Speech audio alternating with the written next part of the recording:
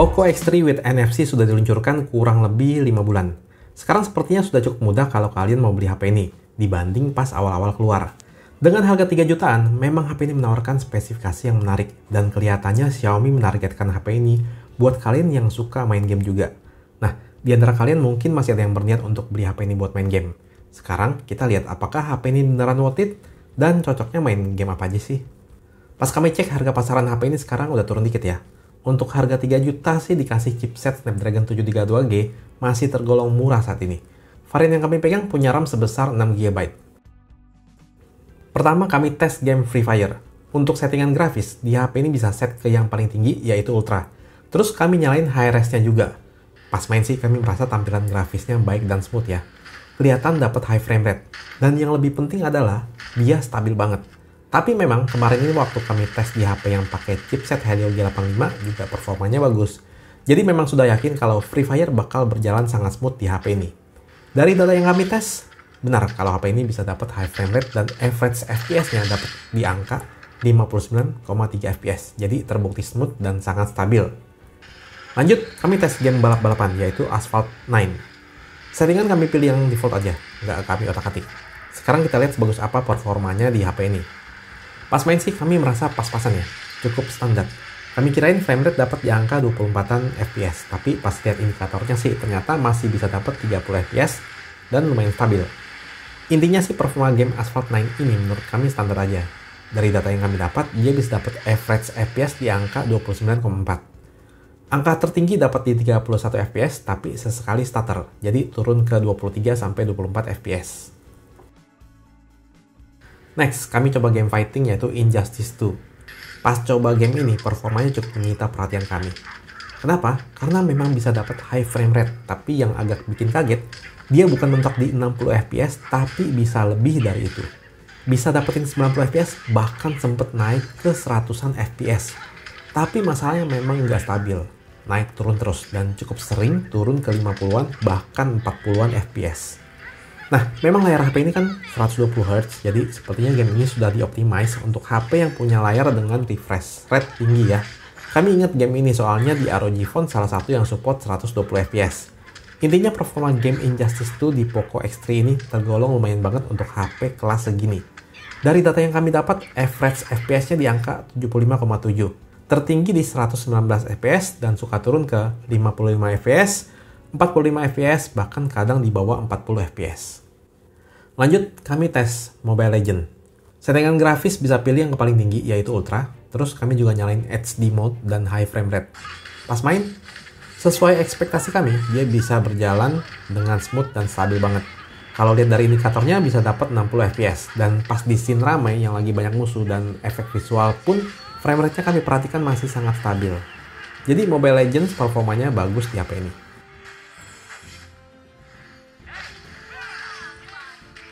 Dari data yang kami dapat, average FPS-nya di angka 59,5. Jadi memang beneran stabil banget. Kalau ada drop paling ke 55 FPS. Oke, Mobile Legends emang kuat, tapi gimana kalau League of Legends? Untuk settingan kami senang karena bisa pilih Ultra HD. Tapi pas nyalain 60 FPS-nya ternyata nggak bisa. Dia otomatis pindah ke settingan HD. Kami main di HD aja ya, karena menurut kami high frame rate lebih penting untuk main game. Pas main di settingan ini sih kami merasa grafisnya masih terlihat bagus-bagus aja. Terus terasa smooth, jadi bisa dipastikan kuat untuk dapetin high frame rate. Kalau lihat indikatornya sih stabil banget di kisaran 60 FPS ya. Pas di scene rame banget yang banyak musuh dan efek visual, juga terasa masih sangat stabil. Jadi menurut kami Poco X3 ini masih kuat ngangkat game LOL ini. Walau memang harus set di HD untuk dapetin high frame rate. Tapi untuk HP harga segini sih udah termasuk baik dan nggak masalah ya.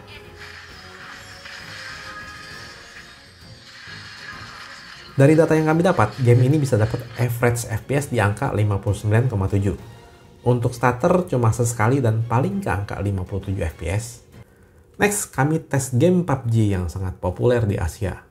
Untuk settingan, mentok di HD frame rate high dan di settingan smooth dan balance, frame rate bisa pilih hingga ultra. Jadi nggak bisa smooth ekstrim ya. Kami coba main di balance ultra. Untuk settingan frame rate ultra, setahu kami memang batasnya itu di 40 fps, jadi nggak bisa lebih tinggi dari itu. Pas kami tes sih, HP ini bisa sangat mudah menyentuh angka 40 fps. Dan pas kami perhatikan, cukup stabil. Untuk layarnya juga menurut kami udah enak. Katanya HP ini punya touch sampling rate 240 Hz yang tergolong sangat cepat apalagi untuk HP di kelasnya. Touch latency-nya juga kayaknya cukup rendah. Jadi menurut kami responsif. Ini memang sangat penting menurut kami untuk main game shooter seperti PUBG ini. Terus sebetulnya kami cukup penasaran gimana kalau HP ini kita push main di frame rate ekstrim. Nah, kami cobain pakai GFX Tools buat nyalin settingan itu. Dan sebetulnya kita bisa pilih nggak HDR Extreme ya. Tapi kami cobain di balance Extreme aja. Nah, pas main ternyata HP ini sanggup di push ke settingan ini. Bisa kita lihat dia bisa dapat high frame rate sekitar 60 fps dan masih tergolong stabil banget menurut kami. Jadi menurut kami sebetulnya dari hardware sih udah sanggup atau ngangkat. Memang mungkin belum teroptimize atau memang nggak dinyalain aja sama Tencent ya. Entah sengaja atau nggak. Secara overall sih PUBG bisa dibilang berjalan lumayan di Poco X3 ini. Kami bilang lumayan karena settingan ekstrim nggak dinyalain sama Tencent, padahal kuat. Karena di kisaran harga segini ada HP lain yang pakai Helio G90T dan bisa main smooth ekstrim secara bawaan dan lancar. Dari data untuk settingan balance ekstrim, kami bisa dapat average FPS di angka 58,3. Oh ya, sebetulnya kami belum terbiasa main pakai gyro. Tapi kali ini kami coba tes gyronya. Menurut kami sih masih tergolong responsif. Kami merasa sih nggak terlalu ada delay. Terus lumayan enak juga pakai gyronya buat nahan recoil.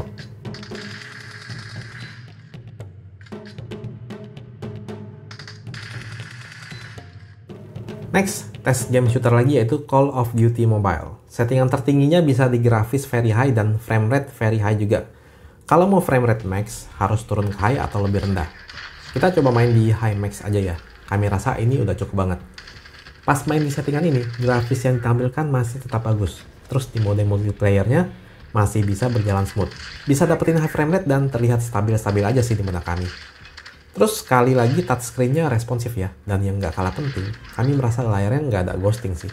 Jadi kami main pakai 4 jari nggak ada masalah. Nggak jadi ngaco lah layarnya. Masih aman banget. Untuk speakernya stereo dan lumayan buat denger step musuh. Terutama pas di dalam ruangan kalau lagi males pakai earphone. Terus di bodi belakang HP ini ada kayak vibration yang agak kenceng ya. Katanya sih buat kasih experience kayak main di konsol. Kami cukup suka sih kalau buat main game.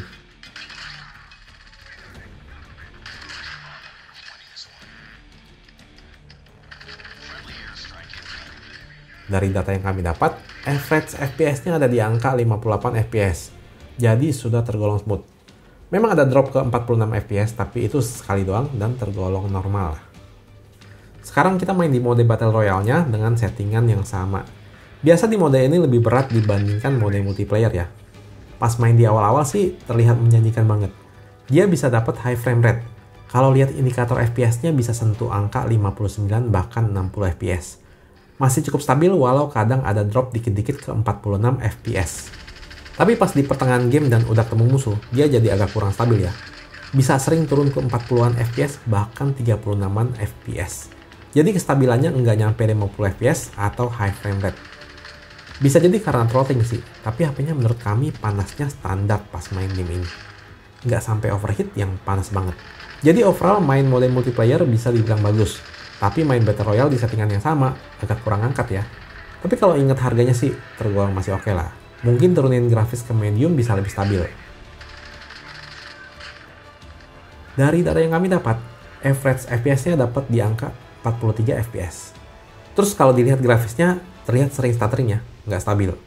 Angka tertinggi dapat 59 fps, tapi sering turun ke 30-an bahkan 24-an fps. Nah, ini tuh sebetulnya di bawah ekspektasi kami. Karena seingat kami di device Snapdragon 720G, performanya bisa lebih stabil dibandingkan ini. Terus terbukti pas kami tes di Realme 7 Pro yang pakai Snapdragon 720G, main mode Battle Royale di settingan yang sama bisa dapat average FPS di angka 57,8 fps. Jadi cukup jauh ya. Tapi karena harga Poco X3 ini cuma 3 jutaan, jadi bisa dibilang udah oke lah. Terus kami tes game Roblox, settingan grafis pilih manual dan set ke tengah. Kami tes 2 game. Game yang pertama ini lumayan oke menurut kami. Dia bisa berjalan di sekitar 36an fps dan stabil. Kalau di Helio G85 kemarin agak patah-patah. Terus main satu game lagi dan bisa dapat high frame rate dan stabil banget. Jadi tergolong baik. Terakhir kami tes Genshin Impact. Settingan defaultnya di low, tapi kami coba tes ke medium dulu dan nyalain 60 fps. Pas awal-awal main sih lumayan ya, bisa dapat kisaran 33 sampai 40 fps. Ini udah oke banget buat HP yang harganya 3 jutaan doang.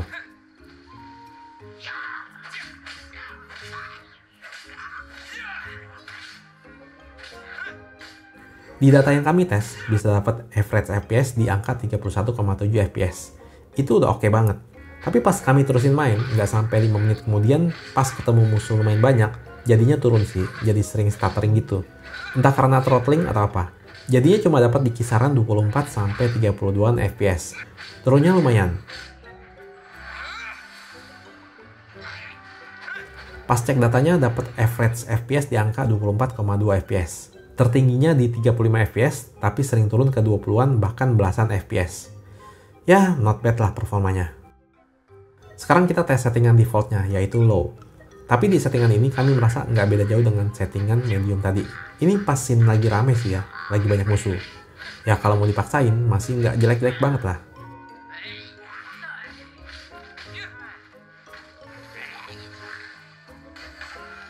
Dari data yang kami dapat, average FPS-nya di angka 20,8. Malah lebih rendah dari settingan medium tadi ya.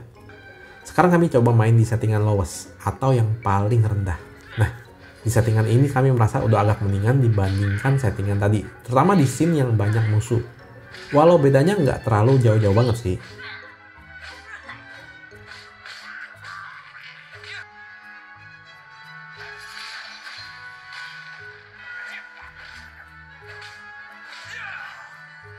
Pas kami kabur ke tempat sepi, dapat stabilnya di kisaran 30-an fps.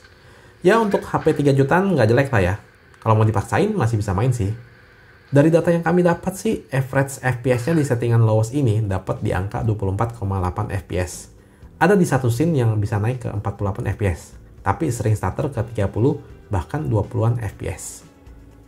Untuk baterai, kami mulai main game di angka 92% dan main sekitar 2 jam 18 menit, baterai tersisa 48%. Masih oke banget lah ya. Sebagai info, kami main pakai jaringan WiFi. Kesimpulannya, apakah Poco X3 NFC ini masih worth it buat dibeli untuk main game? Secara keseluruhan sih masih worth it banget. Tapi cocoknya game apa aja ya? Yang performanya paling bagus itu bisa dibilang game MOBA seperti Mobile Legends dan League of Legends. Free Fire juga bisa dibilang bagus banget. Untuk Injustice 2, bisa kami bilang bagus walau nggak bagus banget. Untuk PUBG, COD Mobile, dan Roblox, kami bilang tergolong lumayan lah ya. Kalau Asphalt 9 standar, nggak ada yang spesial. Terus untuk Genshin Impact, ya pas-pasan lah untuk HP dengan harga 3 jutaan. Oke, sekian dulu video kali ini. Semoga bermanfaat dan sampai jumpa di video berikutnya.